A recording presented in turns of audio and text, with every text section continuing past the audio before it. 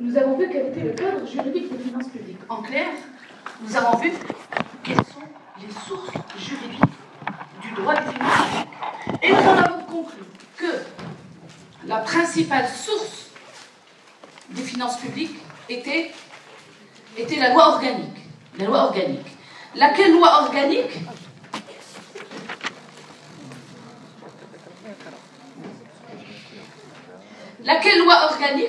Laquelle loi organique relative à la loi de finances, très bien, elle a été réformée. D'accord? Cette réforme qu'on a vécue au Maroc, c'est une réforme que les pays anglo-saxons ont connue il y a très longtemps.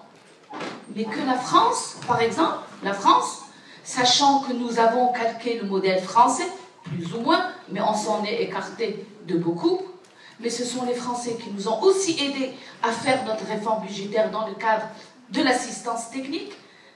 C'est les Français, Bercy, ministère des Finances français, mais c'est également la Banque mondiale. La Banque mondiale, avec toutes les expériences vécues à travers le monde, qui a aidé le ministère des Finances donc, à réformer ses finances publiques. Alors pourquoi je vous dis ça? Donc, cette réforme, moi j'ai commencé, au lieu de vous faire la réforme, bon, très bien, la réforme, vous allez comprendre. Nous, ce que nous allons faire dans le cadre de notre cours, au fur et à mesure que nous faisons une leçon, nous allons voir quel est l'apport de la réforme. Avant la réforme, voilà ce qui se passait. Après la réforme, voilà ce qui se passait. Donc, toujours l'apport de la réforme à chaque phase de la procédure budgétaire. À savoir, on sait quelles sont les 4 phases de la procédure budgétaire. Un budget, on le prépare. On le soumet au Parlement pour l'examiner et le voter. Quand ça le faut, on l'exécute. Et bien sûr, et le Parlement est là pour le contrôler. C'est l'objectif même du Parlement. Le Parlement, c'est lui qui légifère. C'est lui qui donne l'autorisation budgétaire, l'autorisation de prélever des recettes et l'autorisation de dépenser. C'est le Parlement qui donne l'autorisation au gouvernement. Il lui dit, je t'autorise à prélever l'impôt et je t'autorise à dépenser l'argent de l'État, les deniers publics. On appelle ça l'autorisation budgétaire. Donc c'est quoi l'autorisation budgétaire? C'est l'autorisation qui est donnée par qui? Elle est donnée par le Parlement à qui? Au gouvernement. Autorisation de prélever l'impôt et autorisation de dépenser l'argent de l'État. Et ensemble, on aura l'occasion de voir dans la phase de l'exécution qu'on ne dépense pas l'argent de l'État comme on dépense l'argent qu'on a dans notre poche, et on verra un peu quelles sont les étapes qu'il faut franchir pour dépenser l'argent du peuple, l'argent de l'État, l'argent du peuple. Donc, grosso modo, vous vous rappelez, nous avons vu qu'il y avait 4 temps budgétaires. La préparation, le vote, l'exécution, le contrôle. On est d'accord là-dessus? Et on appelle ça la procédure budgétaire. La procédure budgétaire comporte 4 temps. Et on dit que ce sont des temps alternés parce que le gouvernement... En fait, c'est la séparation des pouvoirs qui fait que 2 temps incombent au gouvernement. Le gouvernement, il a 2 temps, 2 phases, et le Parlement 2. Le gouvernement, il prépare le projet de loi de finances, et quand qu'est-ce qu'il en fait? Et une fois qu'il est voté, qu'est-ce qu'il en fait? Qu'il s'en met de là. Monsieur le ministre de l'Intérieur, Madame la ministre, non pardon, Madame la ministre de l'Intérieur, Madame la ministre des Finances, messieurs, c'est l'année de la femme, c'est la journée de la femme. Donc toutes les femmes ici présentes sont les ministres et on applaudit la femme.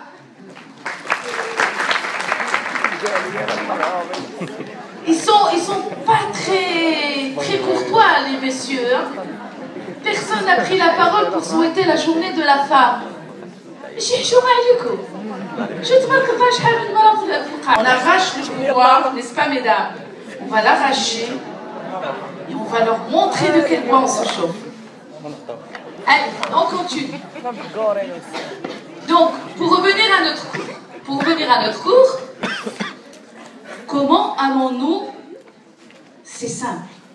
J'ai toujours un plan qui est chronologique. On a commencé dans le cadre de notre introduction par nous familiariser avec la notion, voir qu'elle a évolué et voir quelle est l'assise juridique des finances publiques.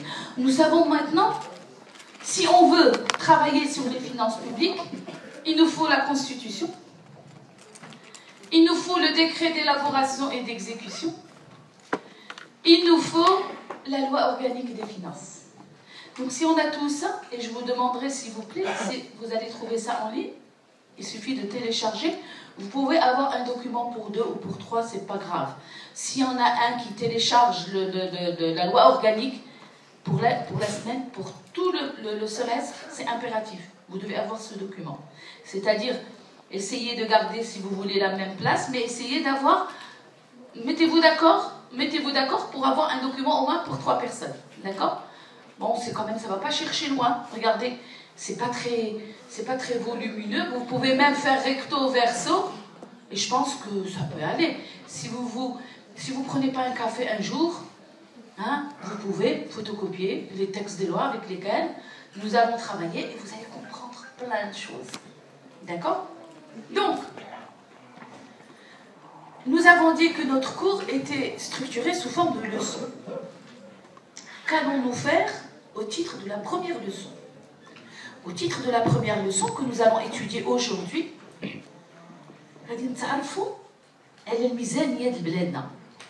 on va présenter la loi de finances. C'est quoi la loi de finances? Qu'est-ce qui la différencie du budget? Est-ce que les deux notions qu'on utilise indifféremment, est-ce qu'elles veulent dire la même chose ou non? Qui la prépare? Quand est-ce qu'on la prépare? Pourquoi on la prépare? Qu'est-ce qu'elle contient? Et qu'est-ce que la réforme budgétaire a apporté par rapport au texte avant la réforme? La réforme, je vous l'ai dit la semaine dernière, la réforme budgétaire, le Maroc a opté pour une réforme progressive. Pourquoi? Parce que les Marocains ont décidé, les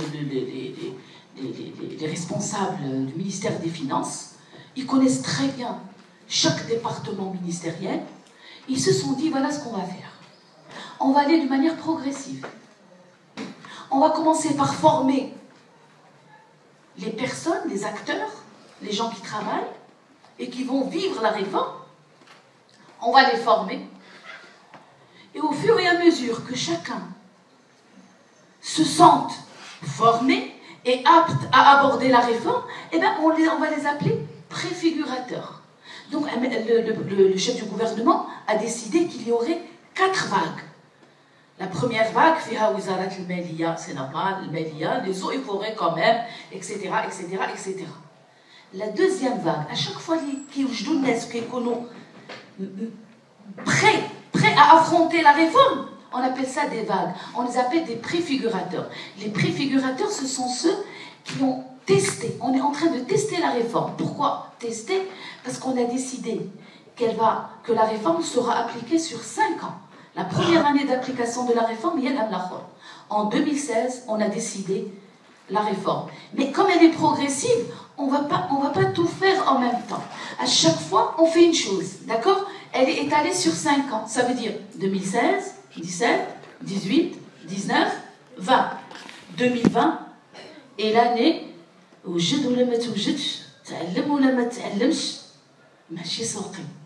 tout le monde se connaît pour affronter la réforme. Pourquoi? Parce que la réforme, on est passé d'un budget de moyens à un budget de résultats. Elle est assez compliquée quand même. Non seulement elle est un peu compliquée sur le plan technique, mais elle a initié de nouveaux acteurs. Les responsables de programme, vous allez voir, c'est de nouveaux acteurs qui n'existaient pas avant. Avant, il y avait comme acteur le ministre des Finances, les directions spécialisées, mais ces acteurs-là ne figuraient pas, parce qu'il n'y avait pas de réforme. Avec la réforme, on a décidé, il y a eu donc l'émergence de ces nouveaux acteurs. On va aller tout doucement. Et vous allez voir que ça va être du gâteau. D'accord? Il faut qu'il pose des questions. Par contre, Je vous ai dit, aidez-moi à vous aider. Moi, j'ai déjà essayé de vous aider. Ça cogite dans ma tête, comment faire pour les aider. J'ai décidé que cette année, Inch'Allah, ça va être l'année des bonnes notes. Alors, comment faire? On va tester une façon de faire. Quand on va terminer cette leçon, quand on va entamer la procédure, les phases de la procédure, toutes les 15 minutes, on fait comme. Toutes les 15 minutes, on fait un QCM. Mais non, il n'est pas noté. Et vous allez vous tester. Ah, ça, il faut que j'approfondisse. Ça, c'est acquis. Les préfigurateurs. Ça, c'est acquis, ça, c'est pas acquis. Ça, je dois, etc., etc. Et au fur et à mesure, vous posez des questions. On est d'accord là-dessus? Impossible. Impossible ما تفهموش. الحجرة تتحرك. الخامي تتقبل. أنا غنمشي معاكم أنا حالفة كافة. هاد العام ليا ولا بيكم صافي. ولا نمشي بحالتي. Si j'arrive pas, je m'en vais. Je m'en vais. غادي إن شاء الله aidez-moi à vous aider. D'accord? Donc غنحاولوا, on va tenter. وغنشوفوا شنو اللي غادي يجي عندكم. Vous avez un problème de langue. لقيت لكم الحل حتى هو إن شاء الله. أنا خدامة معاكم. D'accord? ولكن il faut ما يمكنش عاود vous notez le sujet de l'examen حتى هو فوق. وأنا رد بالي حتى le sujet نكتبو مزيان. L'accord des adjectifs. أنا غنمشي معاكم شي دقة بدقة. D'accord? دقة بدقة. Donc غنبدا نفيقكم toutes les 15 minutes. الميت يتحرك. D'accord? 15 minutes. Et puis on va créer de la concurrence. D'accord? On va créer. Il y aura la droite et la gauche. De Brascom, fil la droite, la gauche, j'en sais rien. Mais choisissez. Et on verra le groupe A et le groupe B. Et qui c'est qui a plus de points. On va créer un peu de concurrence. On est d'accord? Alors, مستحيل ما تفهموش ما يمكنش. تبارك الله, vous êtes jeune, vous êtes. Je comprends pas. عطيو غير ودنكم وعقلكم. كاين غير اللي بهل هو اللي ما يمكنلوش يفهم. Mais oui, il n'y a pas de raison. Vous avez en face de vous une praticienne. Sur le terrain. La loi de finances. C'est pas possible. J'ai géré le budget d'un ministère. Je suis en face de vous. Comme chez البلدان وانتم ولاد بلادنا بلادي ما يفهمونيش. C'est grave. Ça veut dire que je suis pas à la hauteur? Non. On va y aller. On va y aller. شوية علينا. كملنا البروغرام باكم سعود. وصلنا في نصو باكم سعود. On est d'accord? ما تبعنا حتى حاجة. تبعنا احنا خصنا نفهمها. خصنا نفهم. ايوا يا ربي تسهل الأمور. يا ربي. يا ربي. Alors, شتيو كندعي معاكم. واحد المجموعة ديال الحال. Alors, s'il vous plaît. Mais ça, c'est un cours de finances publiques, parce que vous allez voir qu'ailleurs, ce n'est pas des finances publiques. Croyez-moi. Là, on fait des finances publiques. Alors, nous allons commencer par nous familiariser avec cette loi de finances. 1. C'est quoi? 2. Il y en a combien? 3. Qu'est-ce qu'il y a dedans? Quel est son contenu? Comment elle est structurée? Et si on a tout ça, je pense qu'on aura une idée de notre budget. Une fois qu'on aura une idée de ça, on va voir comment on le prépare, comment il est voté, comment il est exécuté et comment il est contrôlé. Ça, on a le faux. C'est quoi? Alors, nous avons vu que la source juridique des finances publiques, c'était la loi organique. Eh bien, nous allons voir ce que nous dit la loi organique. Que nous dit la loi organique? Comment nous définit-elle le budget de l'État ou la loi de finances? La loi organique stipule que la loi de finances, elle détermine pour chaque année. Déjà ici, il y a un principe clé en matière de finances publiques qui est le principe de l'annualité. Chaque année, on prépare le budget de l'État. Chaque année, il y a un rendez-vous entre le gouvernement et le Parlement.